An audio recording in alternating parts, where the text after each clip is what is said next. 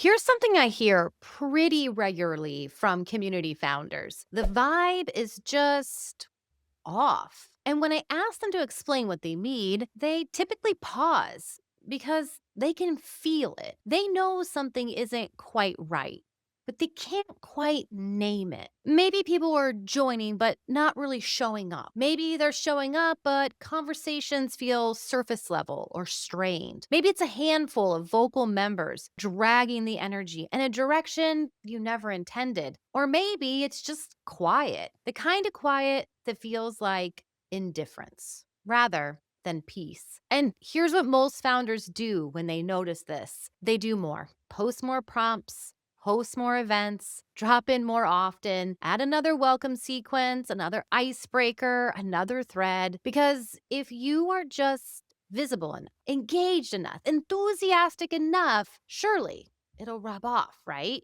I'm going to save you some time, friend, because it doesn't. And the reason it doesn't is because the thing you're trying to fix, culture, doesn't respond to volume. It doesn't respond to effort or enthusiasm or content. It responds to structure. It responds to clarity, and it responds to intentional, consistent behavioral modeling over time. That's exactly what we're getting into today. So if you've been staring at your community wondering why it doesn't feel the way you imagined it would, you're in exactly the right place. If your community feels like more work than growth, you're in the right place, friend. This is Community at Heart, the podcast for creators, educators, and entrepreneurs building paid membership communities. I'm Rachel Starr, Circle Certified Partner and founder of the Co-Creator Society. And here we break down what actually works to turn community into a real growth engine without losing the human connection that makes it thrive.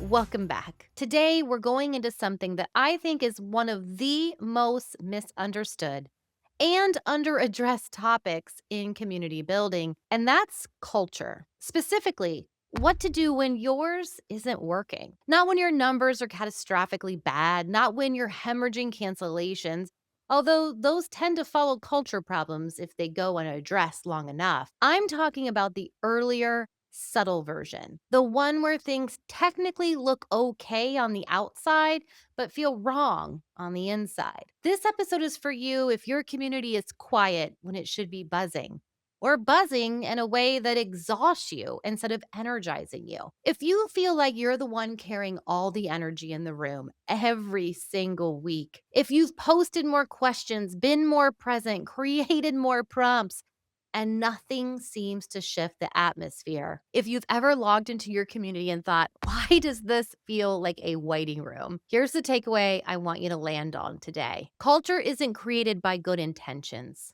It isn't maintained by enthusiasm alone, and it absolutely cannot be fixed with more content. Culture is built and shifted through structure, behavioral modeling, and deep clarity about what you actually want the space to be. Let's get into it.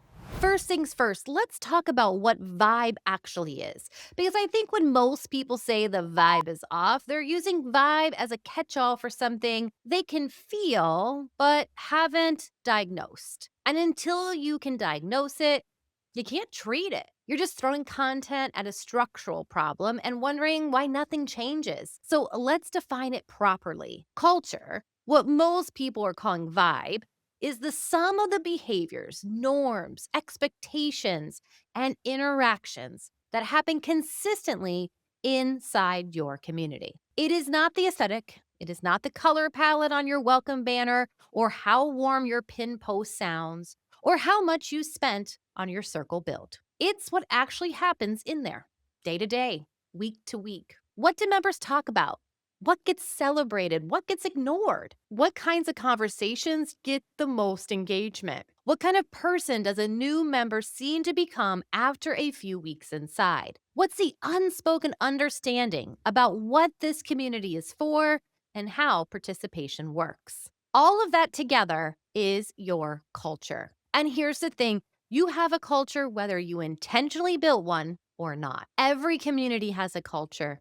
The question is whether the culture you have is the one you actually want and whether it's creating the kind of environment where people get real results, feel genuinely connected, and choose to stay. If the answer to either of those is no, then your vibe isn't just off, your culture is actively working against you. But that's a fixable problem. Think about walking into a restaurant for the first time. Before you've looked at the menu or tasted a single bite, you're already picking up information, the lighting, the way the host greets you, whether the tables are close together or spread apart, whether there's a comfortable hum of conversation or an awkward, hollow silence, whether the staff seems stressed or at ease, whether the people already there are engaged and relaxed or scrolling through their phones with one foot pointed at the exit. All of that tells you something about the kind of place this is. Whether you belong here, whether you'll want to come back,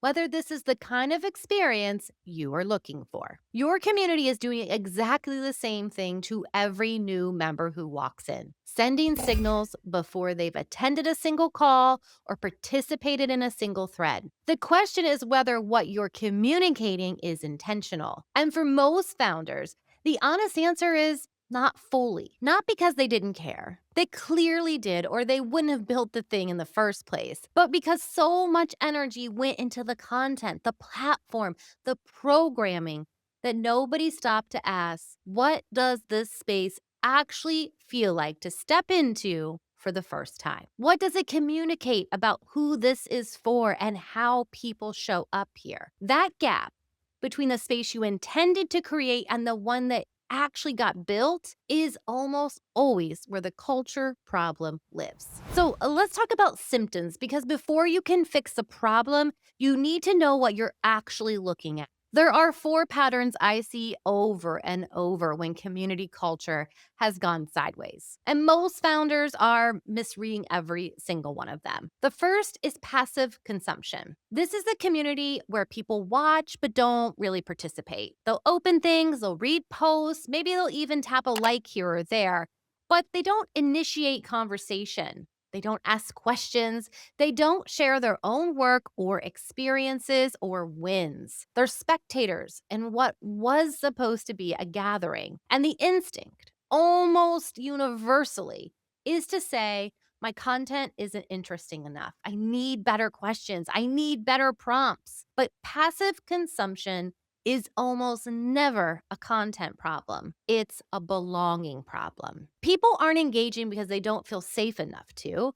They haven't been given a clear enough picture of what participation looks like, what the norms are, whether people like them actually post here. Or they joined for the content and never understood that peer connection was supposed to be part of the experience. And that expectation gap, the one between what they thought they were joining and what they found when they got there, never got closed. The second symptom is over reliance on the host.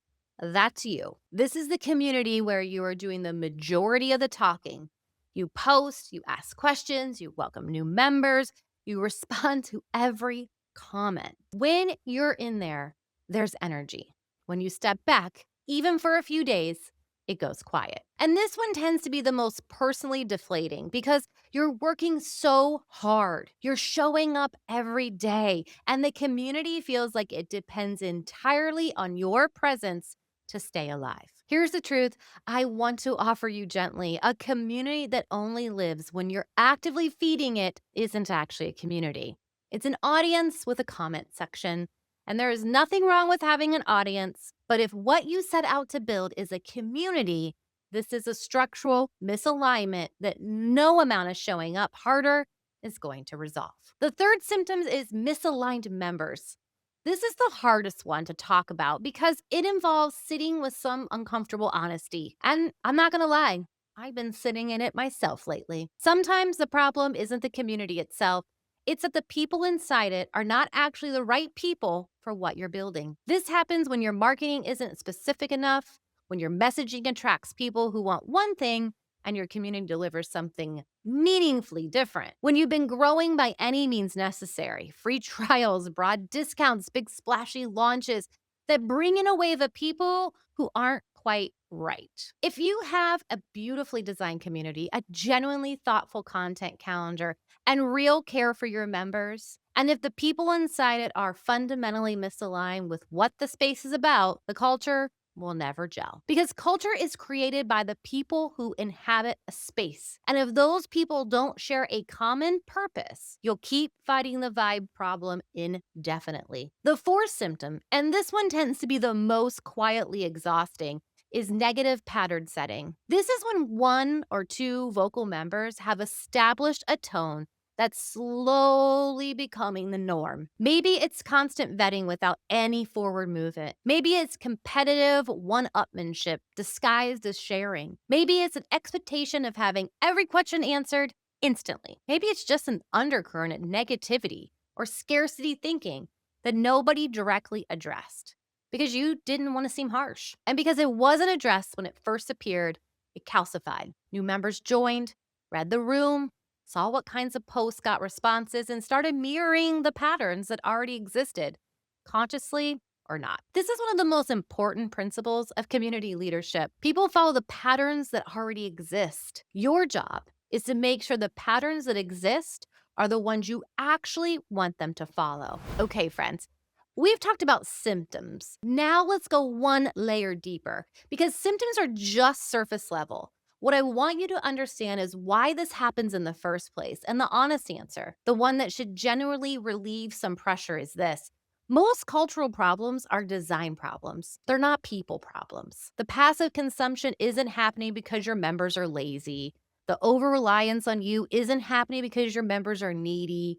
The misalignment isn't happening because you attracted bad humans. These patterns are happening because the structure, the onboarding, the expectation, the norms were either never clearly established or were accidentally established in a way that created the wrong defaults. Think about what happens when someone joins your community for the first time. They're absorbing cues from everything around them. What does the space look like? What have other members been posting? What gets responded to? What's the welcome experience like? Are they told what to do next? Or are they dropped into the platform and left to figure it out? Every single one of those details is communicating something. And if you haven't been deliberate about what you want those details to say, the community self-organizes around whatever defaults emerged organically, which is sometimes totally fine and sometimes absolutely not. One of the most common design problems I see is an onboarding experience that essentially amounts to, here's the platform, good luck.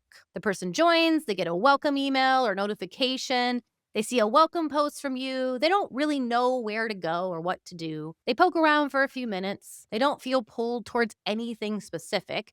They close the tab and they don't come back. That's an onboarding problem. And it becomes a cultural problem because the members who do stay and do engage are the ones who were self-motivated enough to push past the friction, which means your culture ends up being shaped by the most persistent people rather than the most representative ones. The second big design problem I want to name is a lack of rituals.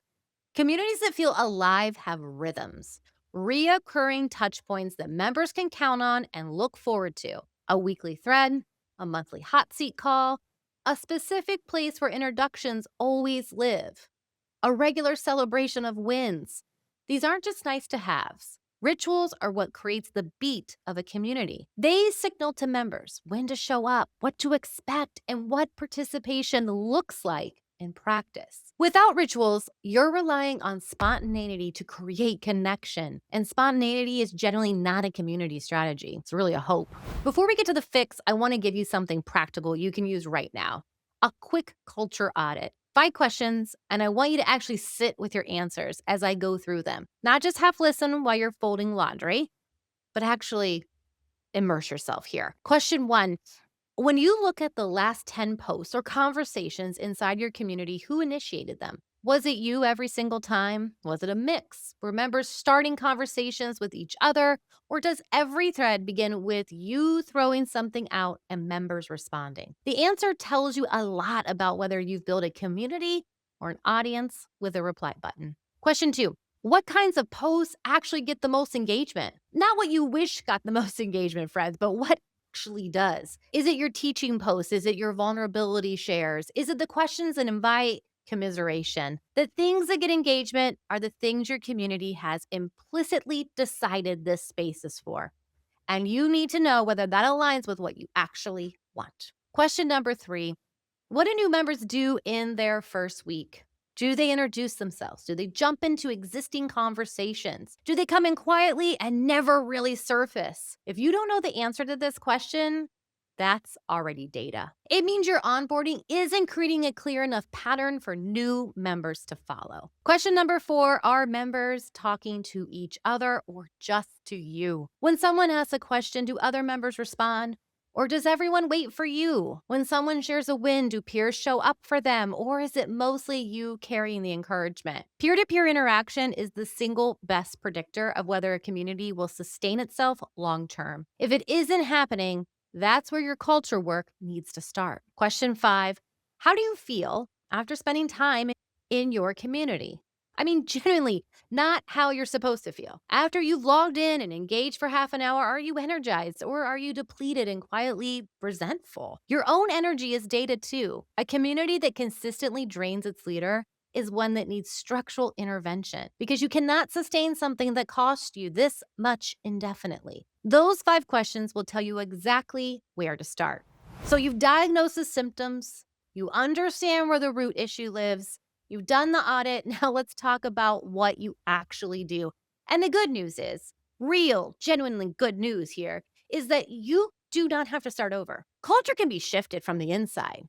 Now, it takes intentionality, consistency, and a willingness to get clear about what this space is and what it isn't. But you don't have to burn it down and rebuild. Here's how I think about the shift. Step 1 is getting honest about what you actually want this community to be. Not what you imagined when you were planning the launch, not what the sales page says. What do you genuinely want? What kinds of conversations do you want happening? What do you want members to be able to do or feel or achieve as a result of being inside? What's the relationship you want members to have with each other? Not just with you. Write this down. Be specific because you cannot lead a community towards a culture you haven't actually defined for yourself. And once you've written it down, check it against reality. Is what you're describing the community you've been building? Are the things you say you value the things you've been rewarding with your attention? Or have you been saying one thing and maybe accidentally building something else? This is where most founders find the gap. They say they want a peer-driven, collaborative community, but what actually gets the most engagement is you posting and everyone else responding to you. They say they want accountability and forward momentum, but what's getting traction is commiseration. Not because the members are wrong, because those patterns got reinforced and now they're the norm. Step 2 is modeling the behavior you want consistently, visibly, out loud. If you want members to share wins, you start sharing yours. If you want members to ask questions without 3 paragraphs of self-deprecation first, you model what an unguarded question looks like. If you want peer-to-peer support rather than everyone routing everything through you, you redirect. When someone asks you something another member could answer well, you tag that member. You facilitate the connection rather than being the connection. I worked with a founder once who kept telling me her members weren't supportive of each other. And when I looked at her community, I could see exactly why. Every time someone shared a win or a challenge, she was the first. I mean, the first. And a lot of times the only one to respond. She was so good at it, so warm, so thorough, so present. But what she was inadvertently communicating was, I'm the one who responds here. And her members had followed that cue faithfully. When she started deliberately waiting before responding, leaving space for members to step in first. And it was uncomfortable for her, but she also started to tag members specifically who had relevant experience. And that dynamic within weeks shifted everything inside her community. Not because her members had suddenly become more generous, they already were.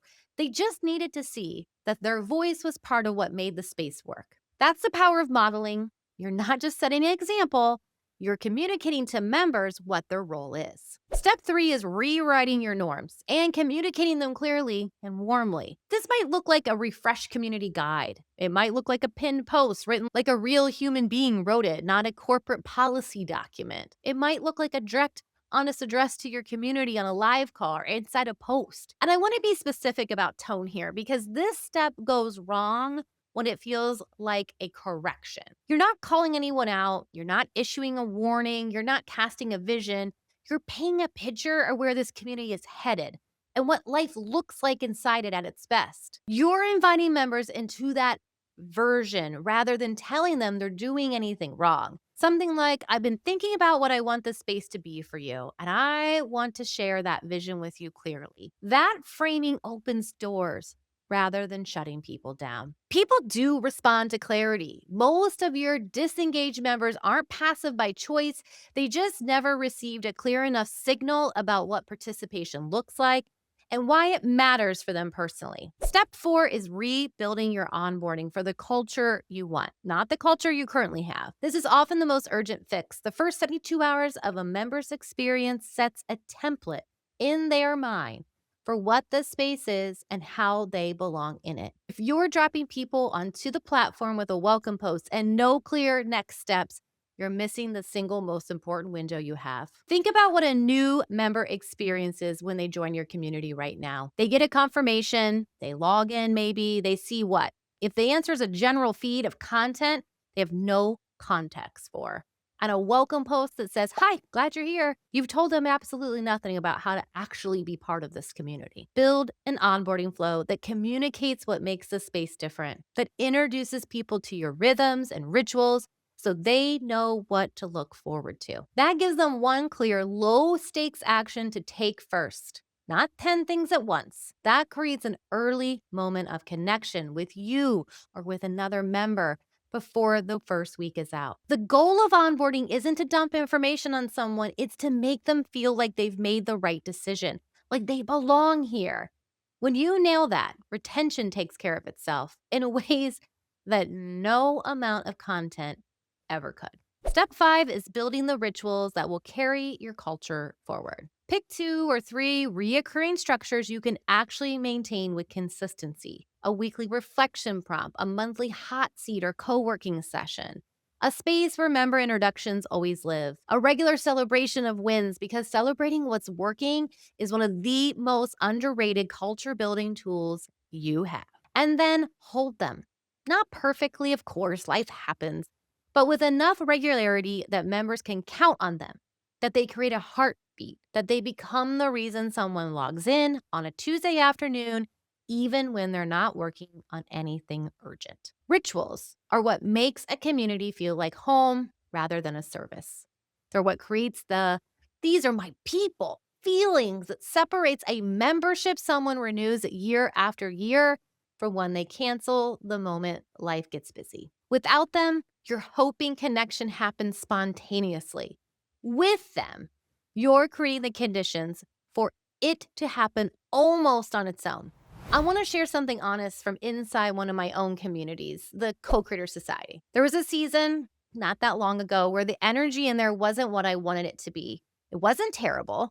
People were paying, people were logging in, and the community wasn't falling apart, but it was quiet in ways that didn't feel right. I was showing up, I was posting, I was creating content I was proud of, and people were appreciating it. But the conversations I wanted, the real peer connection, the collaboration, the honest back and forth about what we were all building, those weren't happening the way I'd imagined when I first launched. And I spent some time wondering if I attracted the wrong people. The topic was too niche, the platform wasn't right. All the external explanations that are easier to sit with than the real one. And when I got honest with myself about why, the answer wasn't my members, it was my design. Yes, mine, a revered community strategist known for her design, had a misalignment. My onboarding wasn't setting clear expectations about what participation was supposed to look like. My rituals had quietly slipped. I'd gone inconsistent with some of the reoccurring touch points that were supposed to create rhythm. And I had been assuming somewhere in the back of my mind that good content would carry the culture. It doesn't. It never does. Good content keeps people subscribed. Structure is what makes them belong. So I did what I'm describing here. I got clear about what I actually wanted. I rewrote my onboarding with that vision in mind. I reestablished the rituals. I started actively modeling the kinds of conversations I wanted to see rather than waiting for members to figure it out on their own. And the community shifted. Not overnight, not in a single dramatic week where everything transformed. It shifted steadily, which is exactly how culture shifts. And that's important to know because if you do the work and don't see an instant transformation, that doesn't mean the work isn't working. It means culture is doing what culture does, which is changing one layer at a time. Trust the layers. Here's what I want you to walk away with today, friends. If your community vibe is off, it's not a reflection of your worth as a leader. It's not evidence that community was the wrong model for your business.